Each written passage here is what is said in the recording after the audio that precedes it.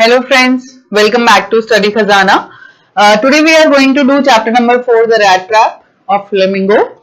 Rat Trap is written by Selma Lagerlof.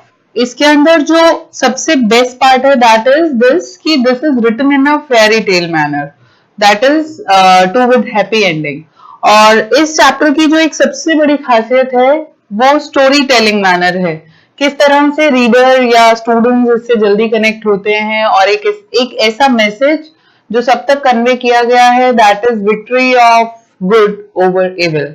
So without wasting any time, we start with the author's introduction. That is Selma Lagerlof, 1858 to 1940. अगर आप Selma के बारे में ही पढ़ें, Selma लेगरलॉफ sorry, अगर आप Selma के बारे में पढ़ें तो इनकी अपनी लाइफ बहुत इंस्पिरेशनल है. आप उनके बारे में बहुत कुछ जान सकते हैं. और एट द एज ऑफ 3 और 4 आई थिंक इनको पैरालिसिस हो गया था. उसके बाद भी इन्होंने किस तरह से अपने आप को ओवरकम किया. नेवी बैकग्राउंड की थी और किस तरह से इनका इंटरेस्ट राइटिंग में गया. कैसे फादर की डेथ के बाद जब डैड्स ही इनके लिए सिर्फ एंसेस्ट्री में इनको मिले थे, किस तरह से इन्होंने अपनी लाइफ के साथ स्ट्रगल किया और एट द एंड ऑफ अपनी लाइफ में इन्होंने बहुत अच्छे से अपनी लाइफ को लीड किया और फर्स्ट लेडी बनी जिनको नोबल लिटरेट अवार्ड मिला, लिटरेचर में नोबल अवार्ड. और सेल्मा लेगरलॉफ का जो इंटरेस्ट था स्टोरीज में वो कैसे बना कि उनकी ममा उनको स्टोरी टेलिंग इनका एक फेवरेट पास टाइम होता था अपनी मदर के साथ. She used to tell her many stories. Usually आपको लगेगा इसमें क्या नई बात है, हर किसी के मम्मी पापा सुनाते हैं, लेकिन इनकी बायोग्राफी और ऑटोबायोग्राफी देखेंगे जहां इन्होंने खुद बताया है तो वो यही है कि किस तरह से उसी टाइम से इनको अपनी हर बात स्टोरी के थ्रू कहनी बहुत अच्छी लगती थी. और इस कंटेक्स्ट में वो बहुत फेमस भी रही हैं. In life after life 2. So Selma Lagerlof was a Swedish writer whose stories have been translated into many languages. बहुत languages में इनकी stories translate हुई हैं. A universal theme runs through all of them, a belief that the essential goodness in a human being can be awakened through understanding and love. और यहाँ पर जब तो ये चैप्टर आएगा आप ये वाला तो लिखेंगे ही कि a belief that the essential goodness in a human being can be awakened through understanding and love. जहां भी इस चैप्टर का मैसेज आएगा आप ये लाइन तो मेंशन करेंगे ही करेंगे. इसके अलावा आपको अगर मौका लगे आप सेल्मा की लाइफ की जितनी भी उनकी रिटन स्टोरीज को आप रीड करते हैं तो आपको हर जगह ये थीम तो उनकी हर स्टोरी में मिलेगी ही with happy ending. This story is set amidst the mines of Sweden, rich in iron ore. So this is the background of the story. कहाँ लिखी गई है, किधर सेट किया गया है स्टोरी को, which figure large in the history and legends of that country. So basically, this story, the story is told somewhat in the manner of a fairy tale. तो एक fairy tale के style में आपको ये कहानी सुनाई गई है. और जनरली तो फेयरी टेल्स जितनी भी होती हैं हैप्पी एंडिंग के साथ ही होती हैं. यहाँ भी हैप्पी एंडिंग है, बट किस तरह से ये शुरुआत होती है, लेट्स रीड दैट. ये एक्सप्रेशन बहुत जरूरी है. ये जैसा कि मैं हर चैप्टर में आपसे कहती हूँ कि साथ साथ हम बताते जाएंगे, इनको आप कहीं भी यूज कर सकते हैं. अब स्टोरी शुरुआत भी कैसे हुई है, वंस अपॉन अ टाइम, जिस तरह से स्टोरीज स्टार्ट होती हैं. Once upon a time there was a man who went around selling small rat traps of wire. तो एक टाइम की बात है, एक पर्सन था जो small rat traps बेचा करता था. You know what is rat trap? A trap that is made to catch rats. चूहेदानी जिसे हम बोलते हैं. So वायर के बने हुए rat traps बेचा करता था, छोटे छोटे rat traps, small rat traps. He made them himself at odd moments from the material he got by begging in the stores or at the big farms. अब इनकी जो खासियत थी वो क्या थी कि ये rat traps वो पर्सन खुद बनाया करता था odd moments पे. Odd moments मतलब whenever he gets time या जब भी उसको अवेलेबिलिटी पे डिपेंड करता था. उस मटेरियल से बनाता था जो या तो उसे बेगिंग करके मिलता था स्टोर्स में या फिर बिग फार्म्स पे मिलता था। But even so the business was not specially profitable. कौन सा बिजनेस? Selling rat traps. तो ये बिजनेस जो था ये प्रॉफिटेबल नहीं था। So he had to resort to both begging and petty thievery to keep body and soul together. Now what does this mean? Body and soul together to stay alive. Okay? और इस purpose के लिए अगर उसे छोटी मोटी चोरियां करनी पड़ती थी तो वो चोरियां भी करता था, बेगिंग भी करता था। जब उसको वायर्स इतनी सफिशिएंट मिल जाती थी तो एक ही आर्ट वो जानता था, that was making rat traps, और उन रैट ट्रैप्स को वो बेच दिया करता था। तो जो भी छोटा मोटा अमाउंट मिलता था उससे he used to stay alive. और यहाँ पर आप इसको keep body and soul together को कहीं भी जहां आपका ये मैसेज हो लिखने वाला वहां यूज कर सकते हैं, बहुत अच्छा इंप्रेशन आता है। सो यहाँ पे जो हमारा क्वेश्चन तैयार होता है दैट इज बेसिकली कि कौन किसके बारे में ये स्टोरी है, और ये जो पर्सन है रैट ट्रैप पेडलर क्या काम करता था और किस तरह से अपना लाइवलीहुड अर्न करता था। तो he used to sell small rat traps of wire which he got with the material which he got by begging or thievery from the big farms. अब इतना सब करके भी even so his clothes were in rags, his cheeks were sunken, मतलब बहुत poor था, बहुत ही ज्यादा poor, and hunger gleamed in his eyes. hunger उसकी आंखों में ही दिखती थी। तो ये सब करने के बावजूद भी he was not able to fill his hunger या fill his stomach, वो नहीं था capable इस चीज के लिए। So cheeks were sunken, malnutrition या poor इतना कि उसको खाने को नहीं मिलता था। No one can imagine how sad and monotonous life can appear to such a vagabond. अब यहाँ पर बेटा एक चीज बहुत ध्यान से समझने वाली है।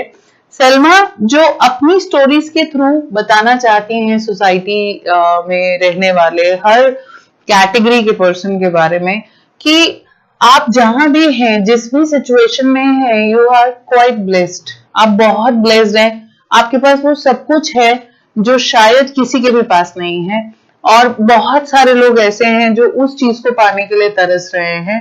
तो कहीं ना कहीं we should be we should show our gratitude towards God या आवर पेरेंट्स कि हम ये सब अचीव कर पा रहे हैं, हमारी लाइफ इतनी ब्लेस्ड लाइफ है। तो जनरली क्या होता है, ये एक एम्पैथी लाने की बात है कि आप समझो इस चीज को कि यूजुअली कोई इमेजिन भी नहीं कर सकता कि ऐसे लोगों की लाइफ कितनी सैड और कितनी मोनोटोनस होती है। What is the meaning of monotonous? That is boring, बहुत बोरिंग, राइट। सो यहां पर ये चीज इन्होंने कहा to such a vagabond. Vagabond कौन होता है? जो जगह जगह घूमने वाला वॉन्डरर आप लिख सकते हैं, जिसका कोई घर नहीं होता, आज यहाँ तो कल वहां। हु प्लॉड्स अलोंग द रोड, बस बिना किसी प्लॉड्स रोम अराउंड बिना किसी पर्पस के।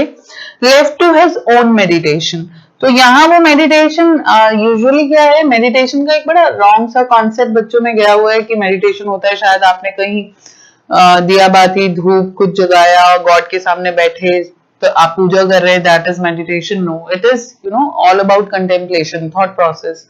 तो अपना अकेला चल रहा है, लाइफ में कोई फ्रेंड्स हैं या नहीं है, जो भी चीज आ रही है उन चीजों को सोचते सोचते बहुत ध्यान से मेडिटेट किए जा रहा है और अपने थॉट प्रोसेस में ही बिजी है। But one day this man had fallen into a line of thought, लेकिन एक दिन एक बड़ा अच्छा सा थॉट इस पर्सन के दिमाग में आया, और line of thought which really seem to him entertaining, जो इसको खुद को बहुत एंटरटेनिंग लगा। कभी कभी होता है कि आप लोग का अपना माइंड आपकी एक गट इंट्यूशन होती हैं या गट इंस्टिंक्ट होती है, या आप खुद से कभी कुछ ऐसा सोचते हैं कि बड़ा प्राउड फील होता है अपने सोच पे, अरे वाओ मुझे इतना पता है या मैं ये चीज सोच पाया, पता नहीं कोई सोचेगा या नहीं। सो चल रहा है अकेला, बहुत सैड मोनोटोनस सी लाइफ है, उसमें कभी कभी थॉट्स ऐसे आते हैं, बहुत इंटरेस्टिंग फील करता है। तो इस थॉट पे भी उसने बहुत एंटरटेनिंग अपने आप को फील किया। He had naturally been thinking of his rat traps when suddenly he was struck by the idea that the whole world is rat trap about him.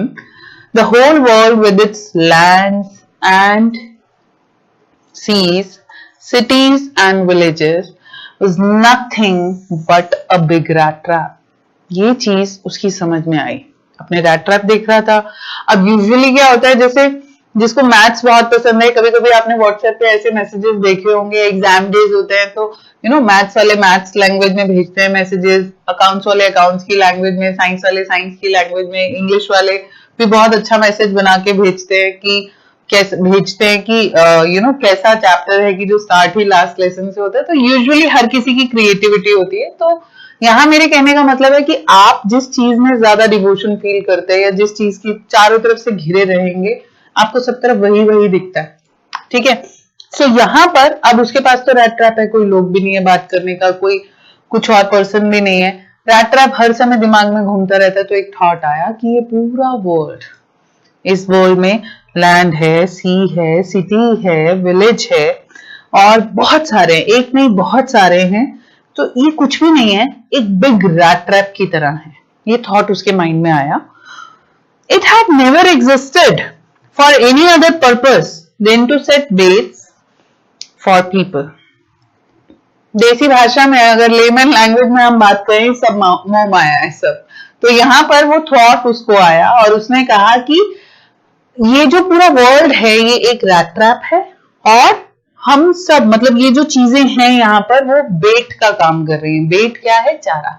जैसे आप रैट को ट्रैप कराने के लिए वहां बेट रखते हैं, रैट ट्रैप में कुछ भी फंसा के रखते हैं जिसके लालच में वो आ जाता है। तो हमें भी ये सब बेट्स जो हैं वो मिल रहे हैं। It offered riches and joys. अब बेट क्या क्या है? Riches and joys. मैं इसको डिफरेंट कलर से कर देती हूँ ताकि बेट के लिए आप थोड़ा सा क्लियर रहे आपको। Riches and joys, shelter and food, heat and clothing, exactly as the rat trap offered cheese and pork. And as soon as anyone let himself be tempted to touch the bait, it closed in on him. जैसे ही कोई भी इन चीजों से tempted होकर बेट को touch करने की कोशिश करता है, उसी समय क्या होता है? वो लोग एक ट्रैप में फंस जाते हैं और लाइफ वहीं पर एंड हो जाती है। तो कहीं ना कहीं जो वॉन्डरर्स हैं, जिनके ऊपर कोई लायबिलिटी नहीं है, जिनको अपनी फैमिली के बारे में नहीं सोचना, कुछ ऐसा नहीं सोचना, तो उन्हें लगता है कि शायद आई एम फ्री, बाकी सब वेले हैं, हर चीज में बिजी हैं। तो यहाँ पर उसका ये जो थॉट प्रोसेस है, ये क्वेश्चन है हमारा बहुत इंपॉर्टेंट। ये क्वेश्चन पूछा जाता है कि what was his line of thought. उसका जो लाइन ऑफ थॉट था वो क्या था? ठीक है, और उस लाइन ऑफ थॉट के हिसाब से या इसका जो कंटेम्पलेशन हुए या मेडिटेशन के दौरान एक थॉट आया या इसने लाइफ को, वर्ल्ड को लेके ये क्या सोचता है, आप यही देंगे कि whole world with its lands and seas, cities and villages was nothing but a big rat trap. तो पूरे वर्ल्ड को किससे कंपेयर किया है? रैट ट्रैप से। तो वर्ल्ड के लिए रैट ट्रैप क्या है? Metaphor. This is metaphorical meaning, right? Hidden meaning मैंने बताया पहले भी स्लाइड्स में आप लोगों को। उसके अलावा बेट्स क्या है यहाँ पर? बेट्स हैं आपके रिचेस एंड जॉयस, पैसा, फन, मस्ती, एक्साइटमेंट, लेविश लाइफ। कई लोगों के लिए सिर्फ food and shelter, heat and clothing, ये सब चीजें जो है बेट है। हर किसी के हिसाब से बेट का लेवल अलग हो जाता है। किसी के लिए सिर्फ फूड शेल्टर क्लोथिंग है, किसी के लिए एजुकेशन है, किसी के लिए कुछ है, किसी के लिए कुछ। और जैसे ही कोई इनकी तरफ बढ़ता है, टेम्प्ट होके इनसे टेम्पटेशंस आती हैं उस पर्सन के अंदर, वो ट्रैप हो जाता है। जैसे एक रैट ट्रैप में फंस जाता है, हम सब लोग इसमें फंस जाते हैं। हमारा बेट का जो मेटाफर है वो ये चीजें हैं, राइट? बेट का मेटाफर ये चीजें हैं जो मैंने मार्क कर दी आपको ऊपर। अब यहाँ पर अगर आप सामने होते तो मैं आपको सोचने का मौका देती। तो यहाँ पर मैं ही बता दूं कि रैट किसको बोला गया है, आप लोग सोच सकते हैं। रैट यहाँ पर ह्यूमन बींग्स को बोला गया है। तो रैट मेटाफर किसके लिए है? हम ह्यूमन बींग्स के लिए। ठीक है, so question number 2, what was his line of thought. पहले उसका literary explanation is as it is जो उसके मन में आया, then explaining in a manner of metaphorical truth. The world had of course never been very kind to him. Now the question is why this thought was entertaining for him. उसके लिए ये thought entertaining क्यों था, क्यों खुश हो रहा है वो देख के कि वाओ ये सब लोग तो फंस गए, मैं नहीं फंसा, ये थॉट उसके अंदर आया। अब ये वर्ल्ड उसके लिए कभी भी अच्छा नहीं था। आप कभी इमेजिन भी नहीं कर सकते, करना चाहेंगे भी नहीं, लेकिन एक मिनट के लिए सोच के देखो, जितने भी बैगर्स हैं, थीफ हैं, और जो लाइफ में अकेले रहते हैं, बहुत ज्यादा वॉन्डरर्स हैं, वेगाबॉन्ड्स हैं, किसी भी चीज के एडिक्ट हैं जैसे ड्रग एडिक्ट्स वगैरह, they are actually fed up of life. कहीं ना कहीं बहुत अपनी लाइफ से डिसअपॉइंटमेंट मिलने के बाद या किसी भी एक पर्टिकुलर फील्ड से डिसअपॉइंट होने के बाद आप इन चीजों की तरफ जब जाते चले जाते हो, जब आपको कोई रोकने वाला नहीं होता, और धीरे धीरे क्या होता है, इनको आगे से जो ट्रीटमेंट मिलता है वो क्या मिलता है, वर्स्ट, जो इनको और बेटर बनाने की बजाय वर्स्ट बनाता चला जाता है। तो इस केस में आपको याद होगा एनिमी में मैंने कहा था कि दो तरह के लोग होते हैं, एक सोचते हैं जब वो किसी ने मेरी परवाह नहीं की तो मैं क्यों करूं, और कुछ होते हैं कि what life has not given to me I should give it back, मुझे वो चीज वापस देनी चाहिए, इसलिए नहीं कि मेरे पास अब बहुत आ गया है या मैं बहुत कुछ अर्न कर सकता हूं, इसलिए क्योंकि ये पर्सन जानता है पेन ऑफ नॉट हैविंग। अब ये जो सेकंड टाइप के पीपल हैं सिर्फ 3 to 4% है, बाकी सारे हमारे बहुत बहुत ज्यादा रेंज में हैं। ये ज्यादा वाली कैटेगरी का था। इसने यहाँ पर क्या सोचा, world has never been kind enough to him, उसके साथ कभी भी अच्छा बिहेव नहीं किया पूरे वर्ल्ड में किसी ने। So it gave him unwanted joy to think, उसको बहुत अच्छा सा फील हो रहा है कि ill of its in this way, मतलब उनके बारे में बुरा सोचकर उसे बहुत अच्छा सा लगा, unwanted joy to think ill of it in this way. It became a cherished pastime of his during many dreary ploddings to think of people he knew who had let themselves be caught in the dangerous snare, जिन्होंने अपने आप को इस snare में, snare is what, एक तरह का पूरा वो बॉन्ड जिसके अंदर अपने आप को बांध रखा है, and of others who were still circling around the bait। तो यहां पे जब क्वेश्चन आपको आए कि why this thought was entertaining for him, ये जो थॉट था उसका वो उसके लिए एंटरटेनिंग क्यों था, तो आप यहां पर आंसर करेंगे कि पहली चीज, वर्ल्ड उसकी तरफ कभी भी काइंड नहीं रहा, राइट। तो उसको लोगों के बारे में बुरा सोच के बहुत अच्छा लगता है, मेरा क्या, फंस रहे हैं, देखेंगे अपने आप, मैं तो फ्री हूं, मुझ पे किसी का कोई बर्डन नहीं है।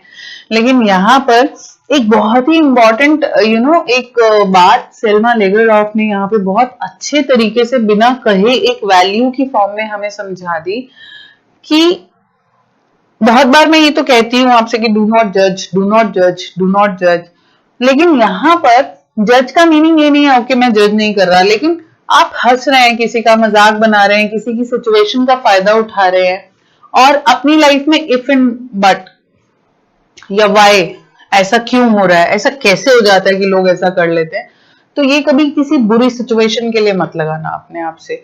ये जो लाइफ की एक रियलिटी है, सबसे बड़ा लॉ है जिसको लॉ ऑफ अट्रैक्शन के नाम से भी जानते हैं आप लोग, लॉ ऑफ वाइब्रेशंस के नाम से भी जानते हैं, अगर ना पढ़ा हो तो आप पढ़ सकते हैं इसके बारे में, कि एक्चुअली आप जहां अपनी सारी एनर्जी फोकस कर देते हैं वही एनर्जी आपको वो सब दिलाती है जो प्रीडोमिनेंट थॉट होता है आपका। अब अगर आप किसी बुरी चीज में लगाएंगे, पता नहीं लोग ऐसा कैसे कर लेते हैं, लाइफ आपको सिचुएशन में डालेगी उसी, just to make you feel कि कैसा फील होता है, कैसा एक्शन लिया जाता है। या कई लोग ऐसे कहते हैं तेरी जगह मैं होता तो मैं ये करता, मैं वो करता। आई एम सॉरी टू से कि they people have not full idea about life, उन्होंने अभी लाइफ अच्छे से जी नहीं है, चाहे वो कितनी ही एज के क्यों ना हो। लेकिन एक 15 साल का इंसान भी अगर ये उठ के कहता है सॉरी, जब तक मैं आपकी सिचुएशन में नहीं आऊंगा मैं नहीं कह सकता, मैं जजमेंट पास नहीं कर सकता, इसका मतलब बिल्कुल सही है कि वो लाइफ को बहुत अच्छे से समझता है। क्योंकि किसकी सराउंडिंग्स में, किसके मन में क्या चल रहा है, किसकी कितनी पेशेंस है, किसके क्या रिसोर्सेज हैं, किसका क्या थॉट प्रोसेस है, स्टेट ऑफ माइंड क्या है, ये चीजें डिसाइड करती है कि कोई पर्सन कैसा बिहेव क्यों कर रहा है। सो अगर आपको कभी भी लाइफ में हाउ वाई ये सब लगाना ही है तो अच्छी चीजों में लगाओ। पता नहीं लोग इतना पढ़ कैसे लेते हैं, या इतने अच्छे मार्क्स कैसे ले आते हैं, या बिलियनर कैसे बन जाते हैं, अच्छी चीजों में, ताकि अगर लाइफ हमें उसके आंसर्स दे तो हम अच्छे जोन में पहुंचे। सो यहाँ पर बहुत एंटरटेनिंग फील हो रहा है उसको कि भाई मैं तो फंसा नहीं, मैं सही हूं अपनी जगह पर, ये लोग सब फंसे हुए हैं, कुछ उस बेट के चारों तरफ चक्कर काटे जा रहे हैं और कुछ उस नहर में दब चुके हैं, तो अब मैं फ्री हूं। इसे ये देख के बहुत एंटरटेनमेंट फील हो रहा है, बहुत खुश हो रहा है। दूसरे डिस्टर्ब हैं तो होते रहे। One dark evening, as he was trudging along the road, trudging again, wahi, moving around, roaming around, he caught sight of a little grey cottage, grey purana sa, by the roadside, and he knocked on the door to ask shelter for the night. तो यहाँ पर बहुत ठंड में dark evening थी, एक grey cottage उसको दिखा रोड साइड पे, उसने नॉक किया उस डोर पे ये सोचते हुए कि शायद उसको उस रात को बिताने के लिए शेल्टर वहां पे मिल जाए। Nor was he refused, he was very surprise to see कि उसको रिफ्यूज नहीं किया गया। Instead of the sour faces which ordinarily met him, the owner, who was an old man without wife or child, was happy to get someone to talk to in his loneliness. तो यहाँ पर वो बहुत surprise हुआ ये देखकर कि उसे मना तो नहीं किया, इनफैक्ट बहुत अच्छे से एक ओल्ड मैन ने उसको वेलकम किया, उसे रहने के लिए जगह दी, बहुत अच्छा होस्ट बनेगा, वो उसको खाने पीने को भी देगा, उसके साथ गेम भी खेलेगा, और उसे बहुत अच्छा लगा क्योंकि वो पर्सन अकेला अपने घर में रहता था। उसे लगा कि मेरे लोनलीनेस पास करने के लिए कोई आ गया है, आज की रात एटलीस्ट मुझे अकेले नहीं रहना पड़ेगा, और वो उसको बहुत अच्छे से ग्रीट करता है और अपने पास बुलाता है, जगह दे देता है रहने के लिए। Immediately he put porridge pot on the fire, porridge is दलिया, वो बनाने के लिए रखता है, and gave him supper. Supper is heavy meal of evening, जो लास्ट मील होता है इवनिंग का, दिस इज दैट, ठीक है। सो यहां पर उसने उसे सपर दिया। Then he carved off such a big slice from his tobacco roll, फिर उसने उसको क्या दिया, टोबैको रोल। और जिस तरह से कईयों के यहाँ पर अगर वाइन वगैरह ऑफर करनी अच्छी मानी जाती है, यहाँ पे tobacco roll. It was enough both for the strangers pipe and his own, इतना उसने टोबैको रोल किया जितना उसके पाइप के लिए और स्ट्रेंजर के लिए, यानी रैट ट्रैप पेडलर के लिए काफी हो सके। Finally he got out an old pack of cards and played मजोरिस। तो यहाँ पर एक कार्ड गेम है ये, वो गेम उसने कार्ड की खेली with his guest until bedtime। तो उसने बहुत अच्छा ट्रीटमेंट उसको दिया और खाने को दिया, रहने को दिया, रेस्ट करने के लिए दिया उसे, उसके साथ गेम खेली, एक बहुत अच्छे होस्ट की तरह उसने उसको वेलकम किया। The old man was just as generous with his confidences as with his porridge and tobacco। जितना ऑनेस्ट, जितना लॉयल वो टोबैको और पॉरेज देने के टाइम में था, उतना ही जेनरस वो किस समय था, अपनी सीक्रेट उसको बताने में। So the guest was informed at once that in his days of prosperity his host had been a crofter at the रामसो iron works and had worked on the land. तो उसने उसको बताया कि अपने प्रॉस्पेरिटी यानी अच्छे टाइम के वक्त ये रामजो आयरन वर्क्स में काम करता था एज अ क्रॉफ्टर, और उसने लैंड पे भी काफी टाइम काम किया है। अब उससे इतनी हार्ड लेबर होती नहीं है तो उसने वो काम छोड़ दिया अब उसका जो सर्वाइवल है वो एक काऊ के भरोसे चलता है, और उस काऊ का नाम है यहाँ पे बॉसी, ब्रीड है वैसे तो बॉसी ब्रीड। तो उसने कहा yes that bossy was extraordinary, she could give milk for the creamery every day and last month he had received all of 30 kroner in payment. तो यहां पर उसने उसको बहुत सीक्रेटली एक बात बताई और उससे क्या कहा कि पहले मैं रामसो में वर्क किया करता था और अब जो है वो इससे लेबर नहीं होता है। तो इसने क्या किया, एक काऊ उसके पास है, वो क्रीमरी मिल्क देती है और उसी मिल्क को वो सेल करके अपने लिए अर्न करता है। और फिर उसने बताया कि इसने 30 kroner वहां की करेंसी वो इसने सेव भी किया। Stranger must have seemed incredulous. अब ये जो स्ट्रेंजर है वो इसको बहुत इनक्रेडुलस लगा होगा, मतलब अनबिलीवेबल फील करना या ऐसी लुक्स देना कि भरोसा नहीं हो रहा उसको इस बात पे। क्रेडुलस होता है ट्रस्ट करना और इनक्रेडुलस की not believing on him.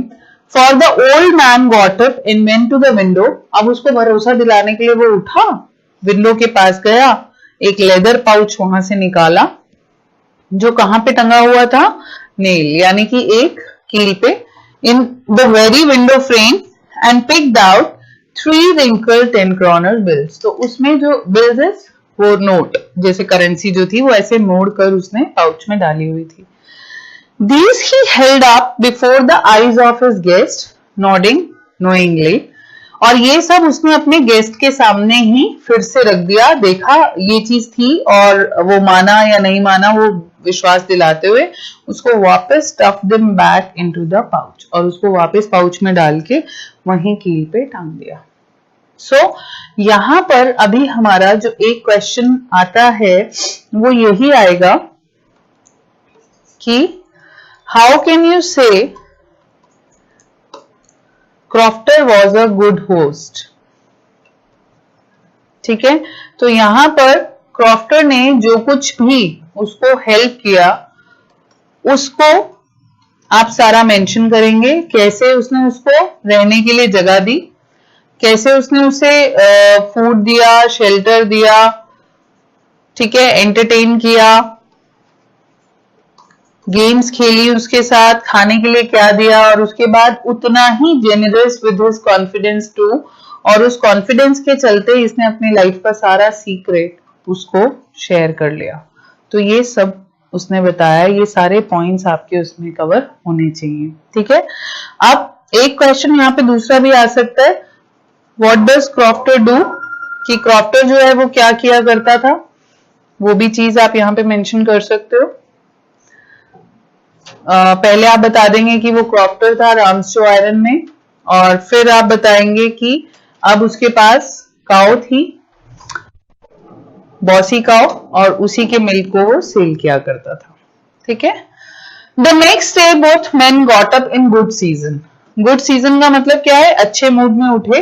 The crofter was in a hurry to milk his cow, वो गया क्योंकि उसे अपनी काऊ मिल्क करनी थी। And the other man probably thought he should not stay in bed when the head of the house had gotten up। तो उसको लगा कि मुझे नहीं लेटे रहना चाहिए, जब ओनर ऑफ द हाउस उठ गया है, वो जाने लगा है, तो मैं अकेला लेट के क्या करूंगा, वो भी उठ गया। They left the cottage at the same time, सब वहां से एक साथ उन्होंने कॉटेज छोड़ा। The crofter lock the door and put the key in his pocket. उसने डोर लॉक किया और की अपनी पॉकेट में रखी। The man with the rat trap said goodbye and thank you and thereupon each went his own way। तो दोनों के दोनों अपने अपने रास्ते चले गए। ठीक है, सो यहाँ पर हम जो है अभी तक हमने इतना इंट्रोडक्शन देखा है कि एक रैट ट्रैप पेडलर है और किस तरह से उसको एक थॉट प्रोसेस उसके माइंड में आता है, क्योंकि वो he was busy in his own contemplation. उस थॉट प्रोसेस के दौरान उसके दिमाग में क्या बात आई, उसको उसने पूरे वर्ल्ड से कैसे रिलेट किया, वो क्वेश्चन। फिर कैसे एक नाइट स्पेंड करने के लिए उसे क्रॉफ्टर का घर मिला जहां वो बहुत सरप्राइज था। ये भी क्वेश्चन आ सकता है क्यों सरप्राइज था, क्योंकि आज तक इसको सार फेसेस मतलब अजीब से चेहरे वाले लोग डांटने वाले, भगाने वाले ऐसे लोग मिले थे, इतना सॉफ्ट पर्सन नहीं मिला था। और उस चीज के चलते एक अच्छा पर्सन मिला जिसने उसे बहुत अच्छे से वेलकम किया। आगे क्या होगा वो हम नेक्स्ट स्लाइड में देखेंगे। Till then stay connected. Thank you so much for listening.